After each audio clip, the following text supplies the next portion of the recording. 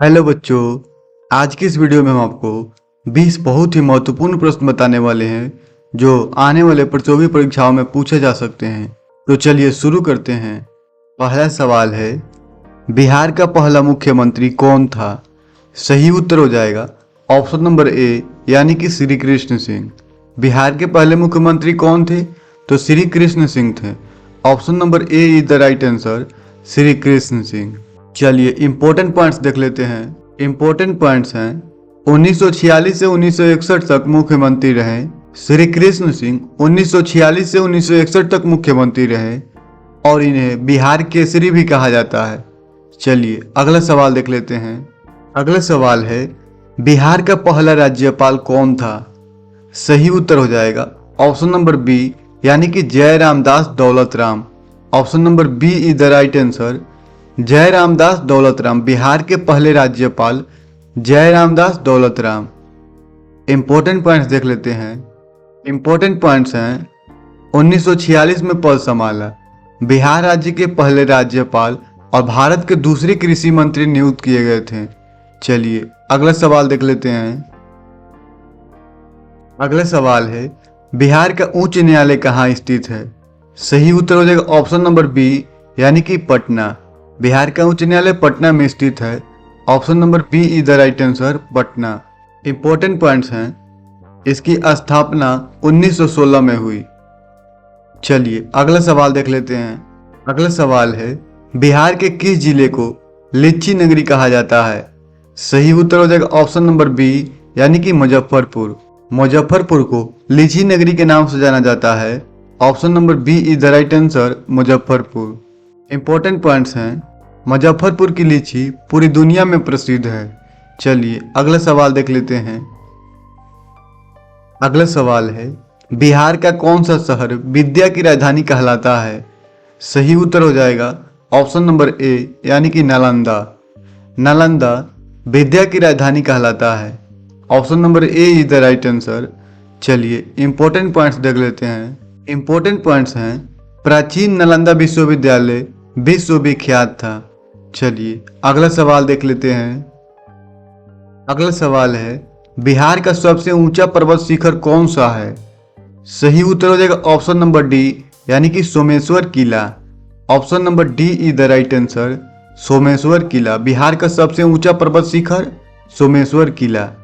चलिए important points देख लेते हैं। इंपॉर्टेंट पॉइंट्स हैं, पश्चिम चंपारण में स्थित है। सोमेश्वर किला पश्चिम चंपारण में स्थित है और नेपाल सीमा के पास है। इसकी ऊंचाई लगभग 874 मीटर है।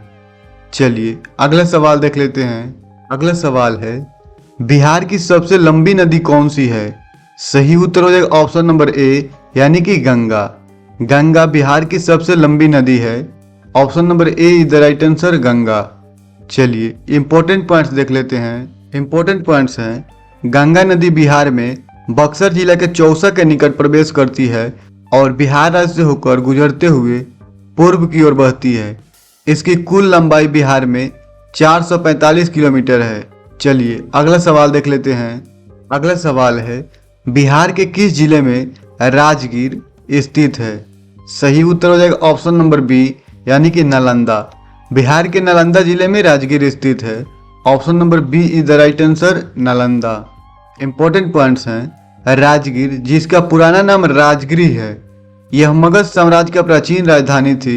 यहाँ विश्व शांति स्तूप और गर्म झरने प्रसिद्ध हैं। चलिए अगला सवाल देख लेते हैं। अगला सवाल है, बिहार के किस जिले में महाबोधि मंदिर स्थित है? सही उत्तर हो जाएगा ऑप्शन नंबर बी यानी कि गया।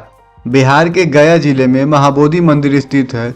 Option number B is the right answer, Gaya. चलिए इंपॉर्टेंट पॉइंट्स की ओर चलते हैं। इंपॉर्टेंट पॉइंट्स हैं, महाबोधि मंदिर यूनेस्को विश्व धरोहर स्थल है और पटना से लगभग 115 किलोमीटर दक्षिण में स्थित है। यहीं गौतम बुद्ध को ज्ञान प्राप्त हुआ था। चलिए अगला सवाल देख लेते हैं। अगला सवाल है, बिहार का कौन सा उत्सव सूर्य पूजा से जुड़ा है?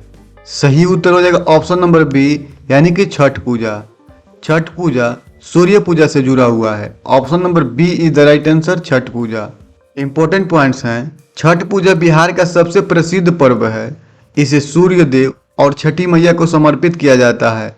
इसमें उगते और डूबते सूर्य दोनों की पूजा की जाती है। चलिए अगला सवाल देख लेते हैं। अगला सवाल है, बिहार में सोन नदी किसका उपनदी है? सही उत्तर हो जाएगा ऑप्शन नंबर ए यानी कि गंगा। बिहार में सोन नदी गंगा नदी की उपनदी है। Option number A is the right answer, Ganga. Important points हैं। सोन नदी गंगा की प्रमुख सहायक नदी है। यह नदी मध्य भारत के मध्य प्रदेश राज्य से निकलती है और उत्तर दिशा में बहते हुए बिहार में पटना के पास गंगा नदी में मिल जाती है। चलिए अगला सवाल देख लेते हैं। अगला सवाल है, चंपारण सत्याग्रह किस वर्ष हुआ था? सही उत्तर हो जाएगा ऑप्शन नंबर बी यानी कि 1917। Option number B is the right answer, 1917। Champaran Satyagraha 1917 में हुआ था। इंपॉर्टेंट पॉइंट्स हैं। गांधी जी का भारत में पहला सत्याग्रह था और नील किसानों के शोषण के खिलाफ आंदोलन था। चलिए अगला सवाल देख लेते हैं। अगला सवाल है, बिहार का टाइगर रिजर्व कौन सा है? सही उत्तर हो जाएगा ऑप्शन नंबर ए यानी कि Valmiki tiger reserve. Option number A is the right answer, Valmiki tiger reserve. Bihar का tiger reserve Valmiki tiger reserve. Important points हैं। पश्चिम चंपारण जिले में स्थित है और यह बिहार की एकमात्र टाइगर रिजर्व है। चलिए अगला सवाल देख लेते हैं। अगला सवाल है, बिहार की सबसे बड़ी झील कौन सी है? सही उत्तर हो जाएगा ऑप्शन नंबर बी यानी कि कबरताल झील, जिसे कांवड़ झील भी बोला जाता है। Option number B is the right answer, Kanwar Jheel. Bihar के सबसे बड़ी झील कांवड़ झील। इंपॉर्टेंट पॉइंट्स हैं। कांवड़ झील जिसे कांवड़ताल झील भी कहा जाता है और बेगूसराय जिले में स्थित है। चलिए अगला सवाल देख लेते हैं। अगला सवाल है, बिहार की कौन सी नदी सौरों ऑफ बिहार कहलाती है यानी कि बिहार की शोक कहलाती है? सही उत्तर हो जाएगा ऑप्शन नंबर बी यानी कि कोसी नदी। Option number B is the right answer, Kosi. Bihar की शोक कौन सी नदी कहलाती है? तो कोसी नदी कहलाती है, सौरों ऑफ बिहार। इंपॉर्टेंट पॉइंट्स हैं। इसे बिहार का शोक कहा जाता है और बार बार दिशा बदलने और बाढ़ के लिए कुख्यात है। हर साल बिहार में तबाही मचाती है। इससे जान माल की नुकसान होती है और सबसे ज्यादा किसानों को मार झेलनी पड़ती है। चलिए अगला सवाल देख लेते हैं। अगला सवाल है, बिहार के किस जिले में राजेंद्र कृषि विश्वविद्यालय है? सही उत्तर हो जाएगा ऑप्शन नंबर बी यानी कि समस्तीपुर। समस्तीपुर जिले में राजेंद्र कृषि विश्वविद्यालय स्थित है। सही उत्तर हो जाएगा ऑप्शन नंबर बी। चलिए इंपॉर्टेंट पॉइंट्स देख लेते हैं। इंपॉर्टेंट पॉइंट्स हैं। पूसा समस्तीपुर में स्थित है, कृषि अनुसंधान में अग्रणी संस्थान है। चलिए अगला सवाल देख लेते हैं। अगला सवाल है, बिहार का सबसे अधिक आबादी वाला जिला कौन सा है? सही उत्तर हो जाएगा ऑप्शन नंबर ए यानी कि पटना। बिहार का सबसे अधिक आबादी वाला जिला पटना है। Option number A is the right answer, Patna. Important points हैं। जनसंख्या इसका है 58 लाख से अधिक और 2011 के अनुसार पटना बिहार की राजधानी भी है और यह राज्य का सबसे बड़ा शहर भी है। चलिए अगला सवाल देख लेते हैं।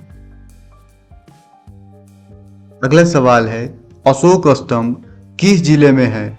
सही उत्तर हो जाएगा ऑप्शन नंबर बी यानी कि वैशाली। अशोक स्तंभ वैशाली जिले में है। Option number B is the right answer, Vaishali.